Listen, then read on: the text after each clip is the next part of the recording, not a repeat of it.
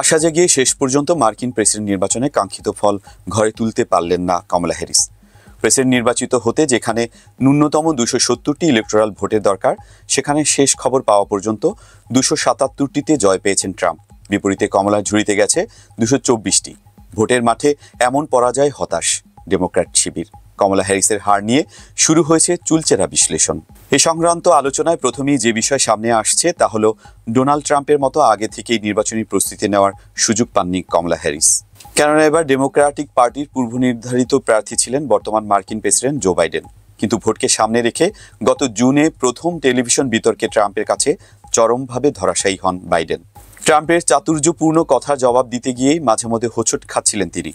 ওই বিতর্কের পর বাইডেনের বয়স ও রাষ্ট্রের শীর্ষ পরিচালনায় তার সক্ষমতা নিয়ে প্রশ্ন উঠতে শুরু করে। এ নিয়ে বিতর্কের মুখে এক পর্যায়ে কমলা হ্যারিসকে সমর্থন দিয়ে নির্বাচন থেকে সরে দাঁড়ানোর ঘোষণা দেন বাইডেন। ফলে স্বল্প সময়ের নোটিশে দীর্ঘ প্রস্তুতি নেওয়া ট্রাম্পকে হারানোর লড়াইয়ে নামতে হয় কমলা হ্যারিসকে। নাম প্রকাশে অনিচ্ছুক কমলা হ্যারিসের একজন সহযোগী সংবাদ মাধ্যম পলিটিকোকে বলেন, প্রথম দিকে দলের পক্ষ থেকে জো বাইডেনকে প্রেসিডেন্ট হিসেবে নির্বাচিত করতে ব্যাপক প্রচার চালানো হয়, কিন্তু শেষ মুহূর্তে প্রার্থিতা পরিবর্তন দলকে এমন বিপর্যয়কর ফলাফলের দিকে ঠেলে দিয়েছে। ভোটের মাঠে নেমেই ব্যাপক প্রচারে ঝাঁপিয়ে পড়েন ডেমোক্রেটিক পার্টির নতুন প্রার্থী।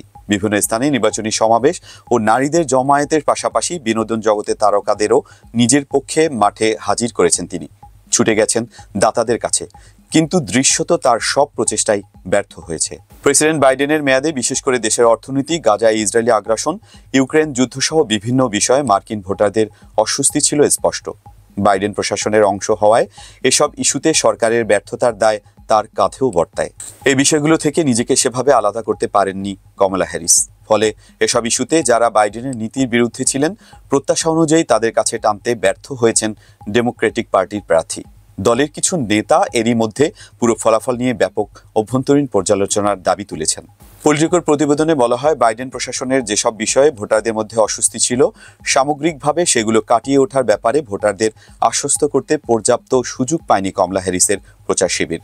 ট্রাম্প শিবির যেখানে বছরের পর বছর ধরে প্রস্তুতি নিয়েছেন, ইলন মাস্কের মতো ধনকুবেরকে সঙ্গে নিয়ে ভোটের মাঠে প্রচার চালিয়েছেন, সেখানে নির্বাচনী প্রচারে কমলা হ্যারিস সময় পেয়েছেন 100 দিনের চেয়ে কিছু বেশি। ফলে এত কম সময়ের মধ্যে টানা ইস্যুতে ভোটারদের উদ্বেগ দূর করা তার জন্য খুব সহজ ছিল না। আর এই সুযোগই কাজে লাগিয়েছেন ট্রাম্প। দফায় দফায় ডেমোক্র্যাট সরকারের আমলে দেশের অর্থনীতি নিয়ে প্রশ্ন তুলেছেন তিনি। সামনে তুলে ধরেছেন গাজা ও ইউক্রেন যুদ্ধের মতো ইস্যুগুলি। অবৈধ অভিবাসীদের বিষয়ে কঠোর হওয়ার বার্তা দিয়েছেন। বিভিন্ন সংবাদ মাধ্যমে দেওয়া সাক্ষাৎকারে নানা ইস্যুতে নিজের অবস্থান স্পষ্ট করেছেন। নির্বাচনী প্রচারে বিশেষ করে দেশের অর্থনীতি, কর ও অভিবাসন ইস্যুগুলিকে সামনে নিয়ে এসেছেন ট্রাম্প। ভোটারদের প্রতিশ্রুতি দিয়েছেন, ভোটে জিতলে তিনি মূল্যস্ফীতির অবসান ঘটিয়ে আমেরিকাকে আবার সাশ্রয়ী করে তুলবেন। এই লক্ষ্যে যুক্তরাষ্ট্রের জ্বালানি উৎপাদন আরও সম্প্রসারিত করবেন। একই সঙ্গে জ্বালানি খরচ যেন কমে আসে সেজন্য আর্কটিক মরুভূমির মতো এলাকাগুলোয় নতুন তেলকূপ খনন করার উদ্যোগ নেবেন। বেশ কিছু ক্ষেত্রে নাগরিকদের জন্য কর কমানোর কথাও বলেছেন ট্রাম্প।